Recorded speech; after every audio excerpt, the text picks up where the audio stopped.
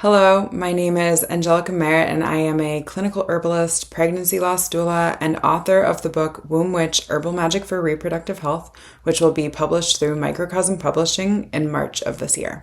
In this video, I will be discussing herbal protocols as it pertains to one of the core themes of my book. Specifically, I will be talking about the early follicular phase, which you may also know as the menstrual phase. To start, let's discuss the anatomy and physiology of the early follicular phase. The first phase of the menstrual cycle is the early follicular phase and the menstrual phase. This will happen on day 1 of the period, so a first full day of bleeding. During menstruation, the womb sheds its thickened lining, the endometrium. The endometrium then thins and is shed, which is the blood that is experienced during the menstrual phase. When bleeding concludes, the cycle moves into the late follicular phase, where the womb prepares for ovulation and a possible pregnancy. Hormonally, when the menstrual phase begins, follicle-stimulating hormone starts the development of several follicles in the ovaries, and each of these follicles houses an immature egg. Usually, one dominant follicle will continue to mature and slowly release more estrogen into the body. This increase in estrogen causes the lining of the uterus to thicken, which is what prepares it for a possible pregnancy. In total, the follicular phase can last from 2 weeks to 21 days, and this of course includes the menstrual phase, and also makes room for the variation in cycles. Next, I want to talk to you about the correspondence between the early follicular phase and the menstrual phase and the season of winter. The two have a lot in common, and I feel it really helps inform the herbal protocols that come into play, so I thought it was worth mentioning. I'll read you a little quote from my book, which really helps set the tone as to what I mean when I say that the menstrual phase and the winter season are heavily tied together. Take a moment to consider the quiet calm that begets winter months. The bears are hibernating, the trees and plants are sending their energy into their roots. The birds have fled or are nesting, preserving their precious energy. In a similar way, the menstrual phase demands selfishness by way of prioritizing tending to yourself above all, as the rest taken here offers restoration for the duration of the cycle. Put another way, the menstrual phase invites us to tend to our roots, allowing for the expansion that occurs in the days and weeks after. This phase also prepares fertile ground for the seasons that follow. As we in the Northern Hemisphere are deep in the throes of winter, I thought it would be an appropriate time to discuss plant allies that are supportive to the early follicular and menstrual phase.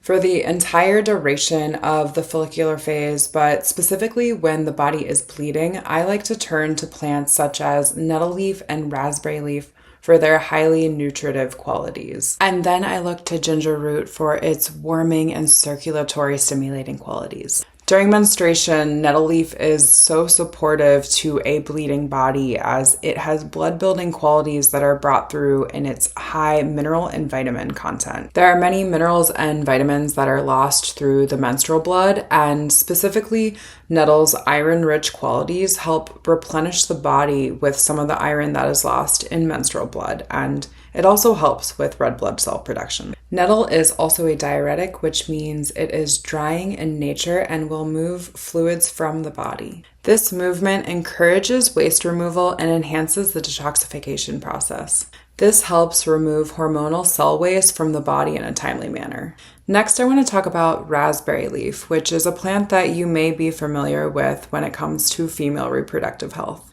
Raspberry leaf has been historically used to strengthen, tone, and bring health to the uterine lining. It's also commonly used as an antispasmodic. The active compound in raspberry leaf, fragrine, acts to reduce menstrual cramps by relaxing the smooth muscle of the uterus. Similar to nettle leaf, raspberry is full of vitamins and nutrients such as magnesium, zinc, iron, and potassium. I find that using raspberry leaf a couple of days prior to bleeding is when it is most effective. However, it can be used in an acute situation. I often recommend drinking 1 quart of infusions whenever one is bleeding, and that could be a combination of nettle and raspberry or choosing one to work with.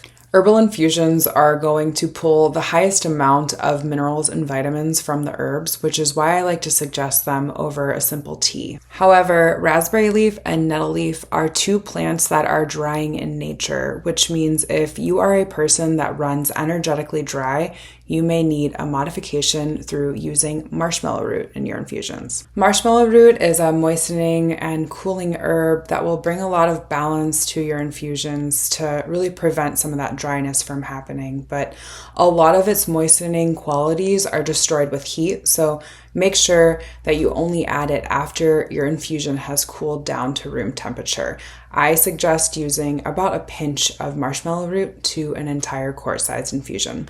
I make my infusions in the folk tradition way, so I'm taking 1 handful of herbs to a quart of hot water. I let that steep overnight or between 6 and 8 hours. Before moving on to ginger root, I want to emphasize a few safety notes about nettle leaf and marshmallow root. Nettle leaf may be contraindicated for those who are taking diuretics, blood pressure medication, or those experiencing edema due to impaired cardiac or renal function. As I said, marshmallow root is highly moistening, so because it is so moistening, it effectively coats the stomach lining and may inhibit any absorption of supplements or medications. So it is highly recommended to take any of these things 2 hours before or after having any marshmallow root. One last herb I wanted to touch on is ginger root, as it is a plant that I find is generally useful during the menstrual phase. As the body is at its lowest temperature during the menstrual phase, I find that ginger root's warming and circulatory stimulating properties really are helpful with the movement of blood. The circulatory properties that ginger brings helps ease blood flow and may help alleviate any cramping that is present. This blood flow is also very effective for the digestive system, where ginger acts as a carminative and builds digestive fire. As digestion is sometimes negatively impacted by the menstrual phase, ginger root is very effective at coming in and helping with assimilation of nutrients and overall healthy digestion. It's important to note that dry ginger and fresh ginger have different energetics. Dry ginger is going to be more centrally warming and circulatory stimulating. This is typically what you're looking for when you're working with ginger in the digestive system. Fresh ginger will have a more diffusive energy about it. It breaks up stagnancy and helps